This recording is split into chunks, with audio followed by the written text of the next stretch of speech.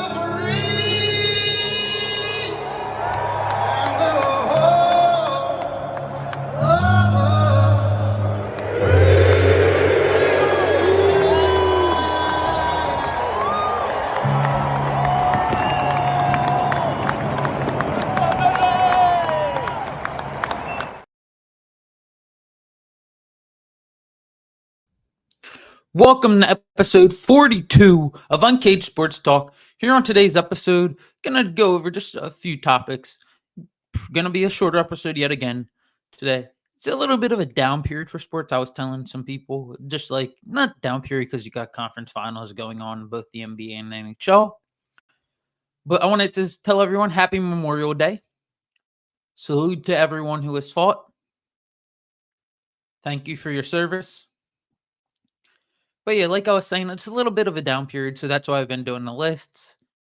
You got baseball, but there's 162 games of baseball. There's only so much baseball you can really talk about, at least at this point in the season at Memorial Day. It's basically only like 5 weeks into the season. Or like 2 months into the season. 5 weeks if you do it in terms of like an old NFL schedule. Which is I actually have something that I break down. I'll go over that in a later episode. Right now, if it was equivalent to what an NFL schedule would be like, Phillies would be 4-1. But that's for a later date. While we're on the topic of baseball, I'll talk about the Phillies for a second. The Phillies are playing great baseball. Yes, they lost today. But you're going to have these stretches in the season. As much as I hate to see it. It sucks that the Phillies caught I don't even want to say they caught a break. But it sucks that Acuna went down. Like, I want to beat the Braves at full strength. And this almost ensures, I think, that the Phillies are going to run away with the NL East. For people that don't know Acuna, Ronald Acuna from the Braves tore his ACL yesterday, Sunday afternoon, which is brutal to see.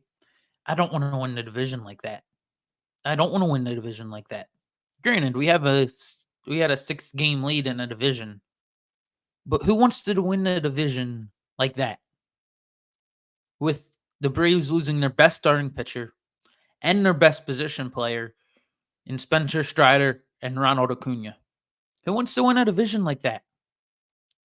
All year I've been saying the champion in the MLB is gonna be one of these 5 teams.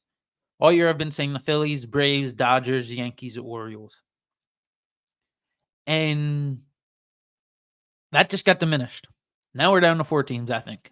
Guardians are making some waves. They could move up into the top 5 for me, but I think there's only 4 legit teams that have a shot to go win a World Series this year. The Phillies, Dodgers, Yankees, and Orioles.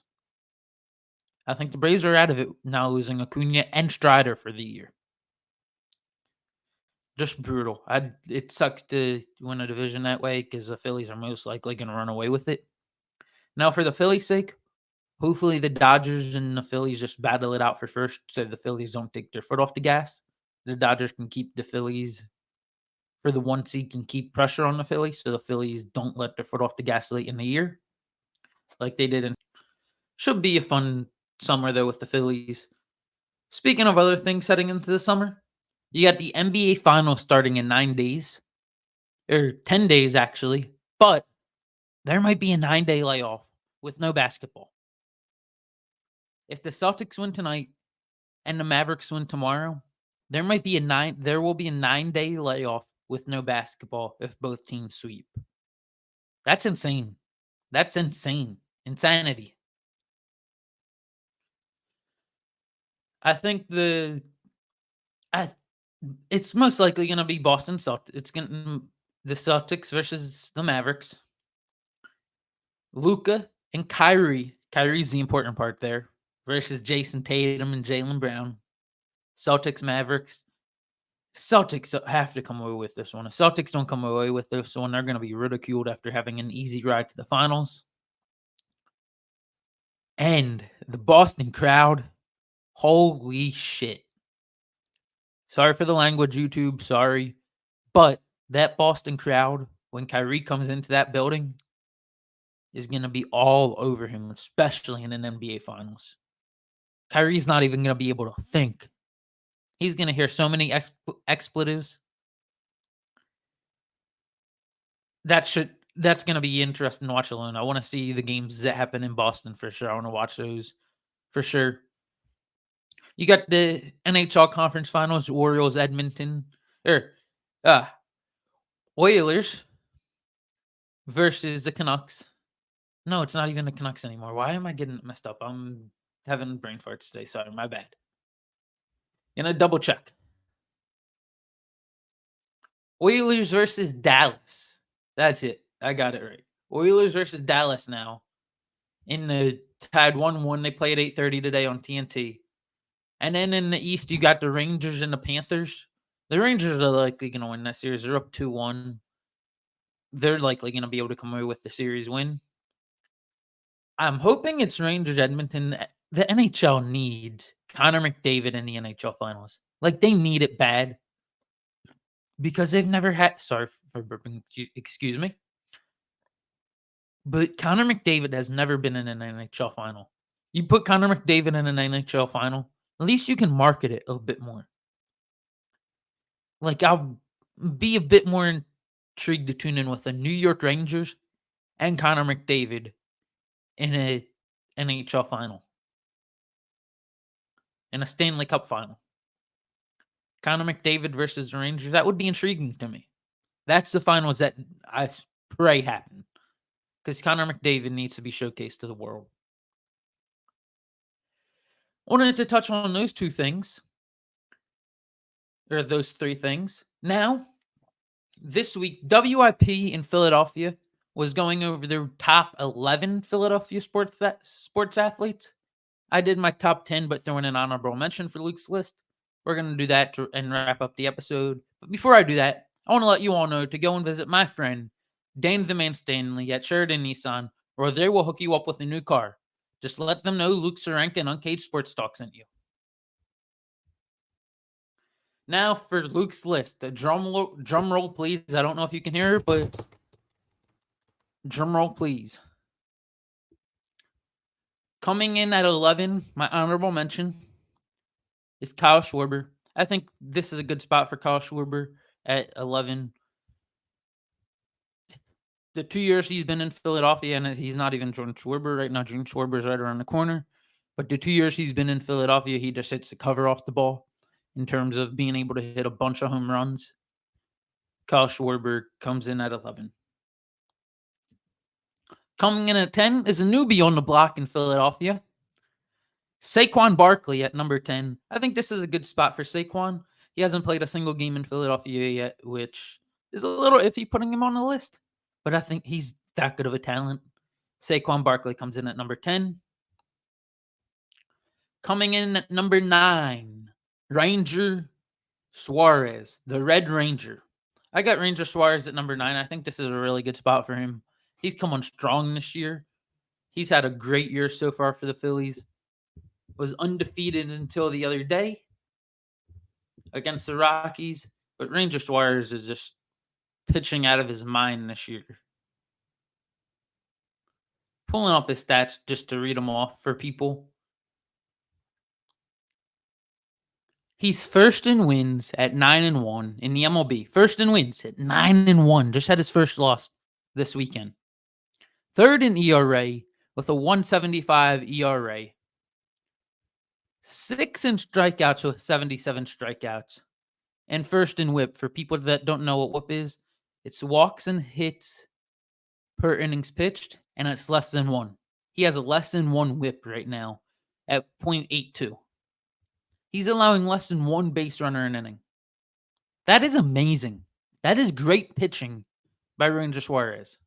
If he goes about 7 innings, I'll do the math real quick. If he goes 7 innings in a game, which with the ERA he has 7 innings, he's allowing 6 base runners in 7 innings, which is really good. That's really good. To only allow 6 base runners in 7 innings. His earned run average in a 9-inning game is 1.75. Like, that's insane. Ranger Suarez is having a breakout year.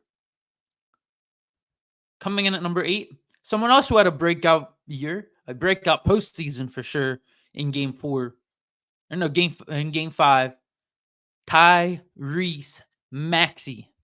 Tyrese Maxey coming in at number 8. He had a huge Game 5. Made a statement that he can be a legit number 2 for the Sixers. He didn't show up really in Game 6, but you're going to have your clunkers every now and then. As long as it doesn't start to pile up. As long as the clunkers don't pile up over time. Tyrese Maxey comes in at 8. Coming in at number 7 is my favorite player. My favorite player on the Eagles. I love him just because he's not like a diva. He's not like a diva wide receiver. Devontae Smith. I think Devontae Smith is really good. I think he's borderline top 10 receiver. I love his route running. I'm partial to route running receivers too. But Devontae Smith comes in at number 7 as the best players in Philadelphia. Coming in at number 6 is another wide receiver in Philadelphia. That kind of makes it a little obvious. A.J. Brown. A.J. Brown at number 6. I think this is a really good spot for him. I saw some people have him in the top 3. And wide receivers don't impact the game that much. They're good. Like, he's really good. But I think the people above him impact the game more in terms of athletes in Philadelphia. So I got A.J. Brown coming in at number 6. Coming in at number 5 is Zach Wheeler. Zach Wheeler, potential Cy Young candidate, along with Ranger Suarez. Zach Wheeler having a great year yet again.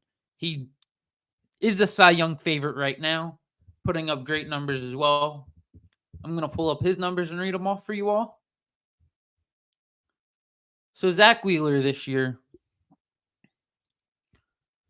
is tied for 5th in wins with a win-loss record at 6-3. He's 17th in ERA at 2.53. 2.53 is not a bad ERA. 76 strikeouts, tied for 7th. 12th in whip, 0.98. Like, those are really good numbers. He has a chance this year to win a Cy Young Award. Like, he has a legit chance this year to go win a Cy Young Award. He's a Cy Young favorite right now. Zach Wheeler comes in at number 5 in Philadelphia. Coming in at number 4 is Lane Johnson. Lane Johnson is just an animal. The Eagles with Lane Johnson compared to without Lane Johnson, this is the main reason I have Lane Johnson at number 4. It's a night and day difference. And the record will prove that. The record with and without Lane Johnson. I'm pulling that up to read it off to you. In his career, the Eagles have a 626 winning percentage with Lane Johnson, 89, 53, and 1. But when he's not playing,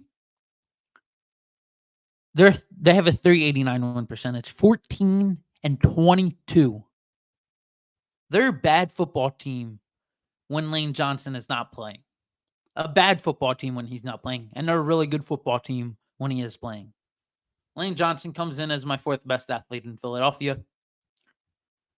Coming in at number 3, Jalen Hurts. So this is high compared to what a few people had him, but I think Jalen Hurts is at 3 is a great spot.